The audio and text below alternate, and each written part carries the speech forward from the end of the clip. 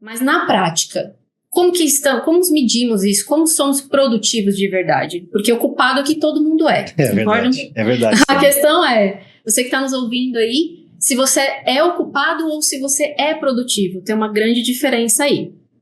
Então vamos falar um pouco desse tema, aqui é, né, um bate-papo, você que está nos ouvindo também quiser deixar uma pergunta, comentar sobre o tema, o que você faz para ser mais produtivo. Aqui é um compartilhamento de informações, de conhecimento e conhecimento na prática. Não é verdade, gente? Legal. O que a gente vive. É verdade, muito bom. E esse é um tema muito, muito importante, porque a gente está numa geração, a gente vive uma época de overdose de todas as coisas, sabe? Overdose de informação, muita tecnologia, muitas possibilidades. E a gente sabe, né, Tami, Renato, que é difícil fazer escolha. Para o ser humano, tanto não ter opções quanto ter muitas opções, geralmente é um problema. O nosso cérebro não se comporta muito bem quando o cardápio é muito grande. Né? Se você for ali, como os meninos disseram no outro podcast, uma sorveteria com 40, 50 sabores, fica muito difícil você escolher. É o chocolate com um teor belga, o outro é holandês. E aí, como é que faz? Qual vai ser o melhor chocolate? Então, quando a gente tem muita opção, é difícil fazer escolhas. E aí é muito importante a gente entender para onde a gente está indo, o que é relevante no nosso dia a dia para que as escolhas certas sejam feitas para longo, mas também para curtíssimo prazo, que é o que eu faço hoje. É muito do tema que a gente vai discutir. Então, acho que é um tema que vale para o empresário, que vale para o gestor, que vale para o líder, mas que vale para qualquer profissional, para qualquer pessoa que quer gerenciar melhor o seu tempo na sua vida profissional ou também na sua vida pessoal. Isso aí, Thiago. O tempo é o recurso mais valioso que temos. E no mundo dos negócios, se a gente não souber fazer muito bem a gestão dele, a gente dança. Não é verdade? Põe em risco aí tudo. Então vamos contextualizar, vamos falar um pouquinho aí sobre esses desafios do dia a dia, a sobrecarga, o estresse, as distrações, a falta de priorização. Então eu gostaria que vocês falassem um pouquinho a respeito disso. Legal, vou deixar as honras para o Renato, vai lá. Eu vou... Como o Thiago disse, né, acho que a gente já introduziu bem o tema aqui, mas estamos no tempo que ninguém tem tempo. Eu não lembro com quem eu estava falando esses dias, mas antes a gente via parentes visitando um ao outro sem avisar, né? Dia de semana a gente via um irmão indo na casa do outro, aquele cafezinho ali no horário da tarde, eventualmente. O mundo acelerou, isso é fato, né? A gente tenta fazer caber mais coisas nas mesmas 24 horas que a gente tem. Então, são muitas escolhas, tanto profissionais como pessoais. Né? Se a gente for falar de profissão, existe uma grande mudança acontecendo em todas as profissões e até no modelo de trabalho. A gente tem falado nisso nos nossos últimos podcasts.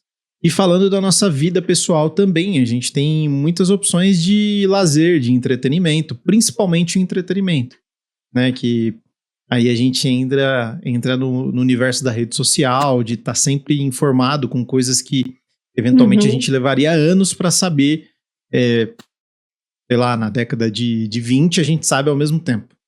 Então, eu acho que esse é o cenário, o ponto de partida, né? O mundo mudou muito rápido, o advento da televisão, daqui a pouco veio o advento das redes sociais ali junto com a internet, e todos hoje estão na internet, né? Desde a pessoa que está usando ali o WhatsApp, e querendo ou não é um recurso da internet, né, que foi viabilizado pelos smartphones, até a pessoa, aquele jovem que está ali gastando mais de 10 horas por dia na rede social, só consumindo informação. Então, mais um ponto que é importante, né, acho que para a gente dar esse pano de fundo, o quanto a gente está usando esse tempo que a gente está na rede social para criar algo ou apenas estamos consumindo. É importante que tenham pessoas que criem e as que consumam, mas quando 100% do meu tempo é para apenas consumir, o que eu estou fazendo com isso? Eu estou gerando alguma ação, eu estou melhorando o meu dia, ou eu sou que nem aquele leitor ávido que lê 300 livros e não aplica nada. Né? Às vezes é mais válido você ler um livro e aplicar aquilo que você aprendeu do que ler 10 e não aplicar nada. Verdade. Então, acho que é isso. A gente está num universo o tempo realmente é mais desafiador, né? Ainda mais a gente que tem família, tem negócio, é um grande desafio. Quer treinar ainda, né, Thiago? Quer fazer algumas cuidar da saúde. Equilibrar Mas tudo isso. não é fácil, realmente, Renato. Realmente, isso tudo que o Renato trouxe, Tami, e nossa audiência aí é muito importante porque isso acaba interferindo na vida todo e qualquer profissional. E a vida de um executivo, a vida de um dono de negócio, a vida de um líder empresarial, era sempre uma vida corrida. Sempre é complexo porque são muitos temas para poder lidar. Então, imagina se já era complexo 20, 30 anos atrás. O que dizer de hoje, né? Com tanta informação. Exato. E tem muita informação útil, mas eu acho que a gente tem que saber principalmente filtrar, peneirar aquilo que é relevante, aquilo que é importante para mim, para o hoje, o que é importante para mim para a semana, o que é importante para mim para o mês, né? E fazer grandes escolhas, fazer boas escolhas. Eu acho que se a gente não trabalha muito bem a nossa agenda, faz as nossas escolhas, certamente alguém vai fazer por nós. Alguém vai tomar nossa agenda, alguém vai fazer escolhas e pode ser algo meio que orgânico para onde está todo mundo indo e não necessariamente esse para onde todo mundo está indo é algo que vai ser importante ou relevante para mim, para o meu negócio, para a minha posição. O Renato citou a questão de pessoas que leem 300 livros, é uma verdade. Esses dias eu escutei um influenciador e gosto até da pessoa e acho relevante, interessante o trabalho dela, mas ele falou que leu 52 livros no ano. Não precisa juntar muito mais que 2 com 2 para fazer a conta, que é 1 por semana. Agora a pergunta é, o que a gente consegue fazer com 52 livros lidos aí ao longo de um ano, 1 por semana? Dificilmente eu consigo praticar, dificilmente eu posso colocar isso no meu dia a dia.